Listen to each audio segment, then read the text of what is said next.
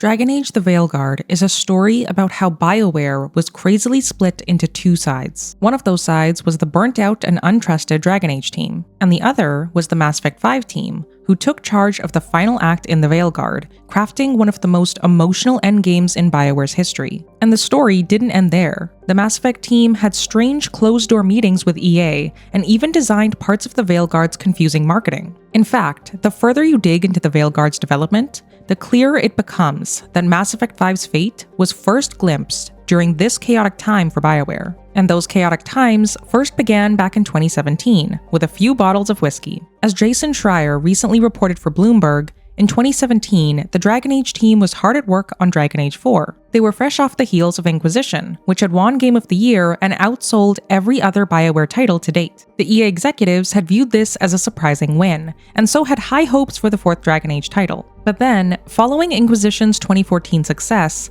Mass Effect Andromeda was released, wiping out any goodwill BioWare had developed, with both fans and EA. Which brings us to one fateful day in October 2017, and a few bottles of whiskey. Dragon Age's creative director Mike Laidlaw had received news from the top brass that Dragon Age 4 was going to pivot from being single-player to an online live service game, which he knew was the beginning of the end for Dragon Age. Laidlaw informed his team he was resigning because he disagreed with the decision, hence the many bottles of whiskey. After that fateful night, the rest of the Dragon Age team began the hard work of pivoting from the franchise's wildly successful single-player formula to multiplayer. And for 2 years, they continued this multiplayer pivot, until the second blow happened. In 2019, BioWare's launch of Anthem, a live service similar to Dragon Age 4's vision, was a disaster. It was BioWare's second consecutive flop, with a game that critics and fans didn't even want from the storytelling studio. And yet, Dragon Age 4 continued to plow ahead as a live service, which completely destroyed the Dragon Age team's ability to storytell. Because everyone's playthroughs needed to make sense when playing together, important characters couldn't die. Player choice was severely being undercut because of the multiplayer format the top executives were demanding.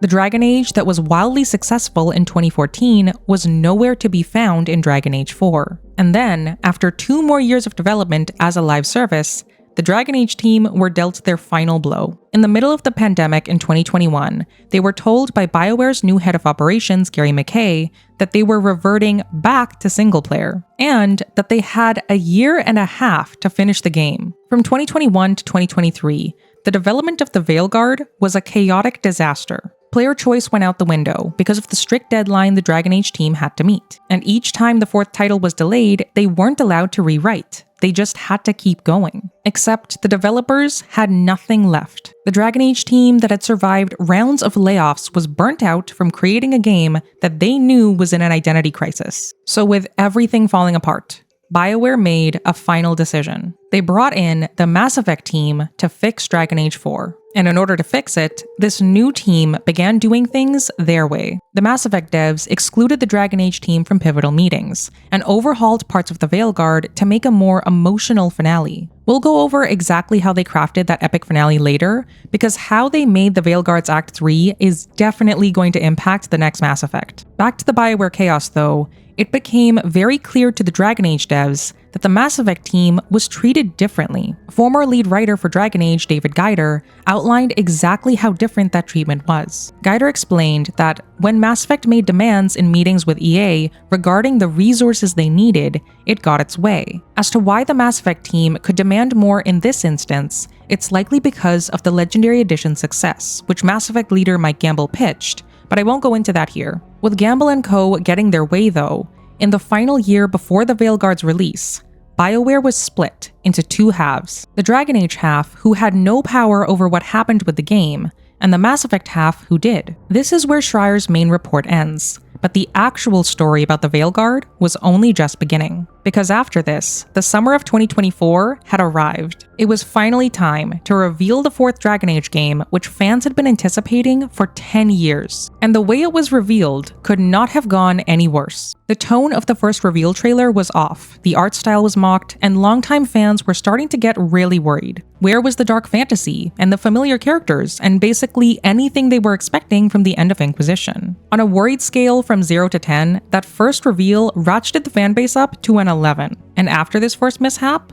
the Mass Effect team was brought in to damage control again, which resulted in a complete change of tone in all its subsequent marketing. The Mass Effect team's most public figure, Gamble, began promoting the darker elements fans were worried about, like the gore and blight. He even went on to reveal in-game shots of blood spatter, joking that marketing didn't approve of it. And then later on in August, the narrative designer for the next Mass Effect got involved too. The final launch trailer for the Veilguard was partially designed by Michael Tucker, and the tone in that trailer matched what Dragon Age fans were craving. There were very pointed shots of blight boils reminiscent of the darker fantasy vibes Dragon Age is known for. The first voice you hear is Morrigan's, a fan favorite that longtime fans were curious about following Inquisition's main plot. There was blood, people dying, and a very clear attempt at showing fans that what they wanted was in the game. With the Mass Effect team being so heavily involved, even during marketing, they were clearly still the team in charge, despite it not even being their IP.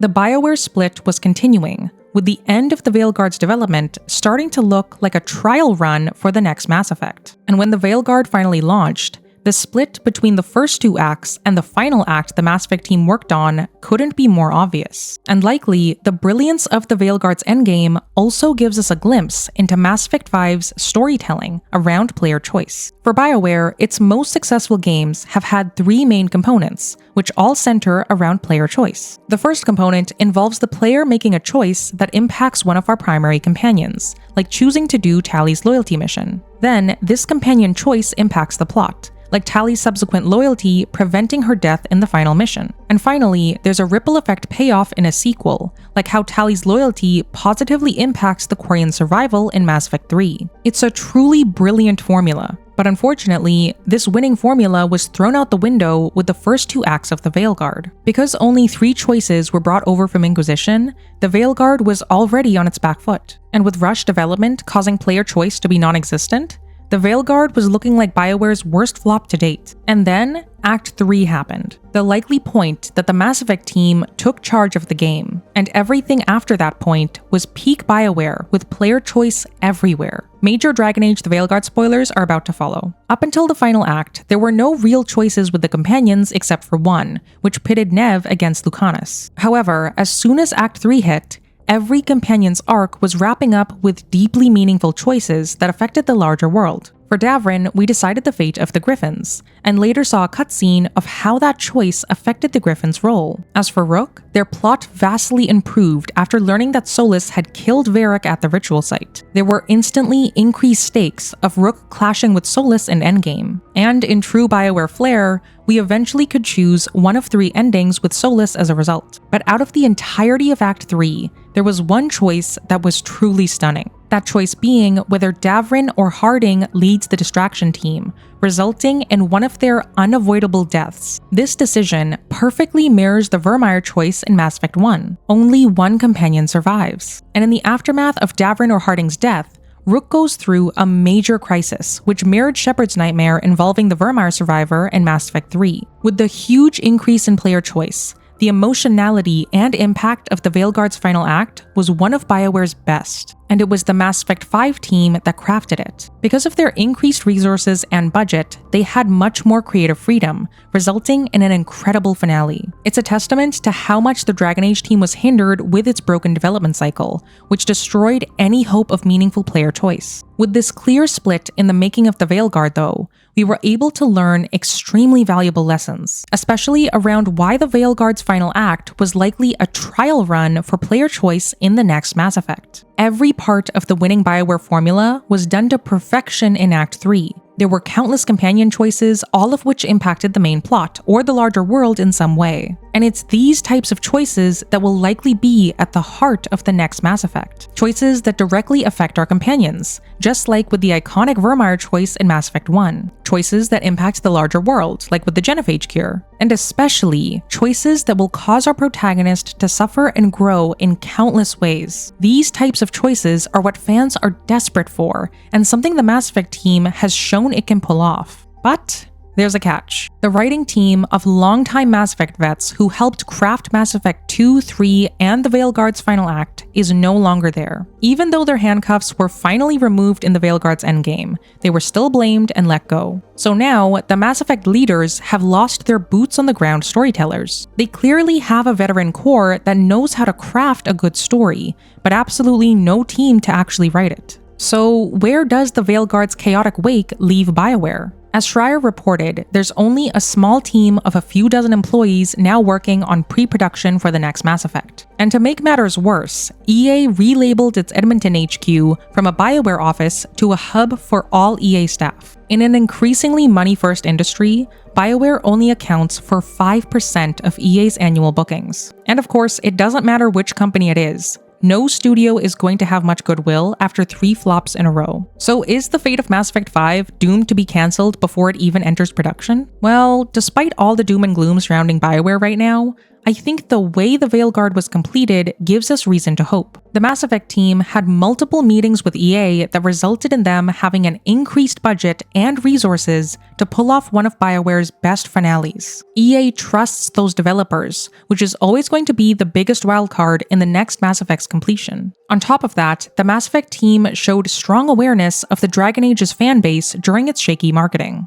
They knew what fans were expecting and pivoted their marketing to match that, which brought in more intrigue surrounding the game. For the next Mass Effect, this type of marketing is going to be essential. Likely, the leadership group is already working on Mass Effect 5 with fan expectations in mind, but they've shown they can easily pivot their strategy if they need to. And of course, the most important reason to have hope. The storytelling ability of the Mass Effect narrative team is very strong. It was highly likely that Michael Tucker and Mary DeMarle were the ones who crafted the absolute banger of a finale for the Veilguard. So while they might not currently have the writers to execute their vision, at the very least, they can probably convince EA's executives that their vision is worth it. Everything that can be in the Mass Effect team's favor is, which makes the next reveal they show us incredibly crucial. If the next reveal on N7 Day is a subpar one like the Veilguard's reveal trailer, we can all kiss Mass Effect 5 goodbye. Every single reveal needs to be perfect. No slip-ups and no mixed reactions. They can't afford a single misstep.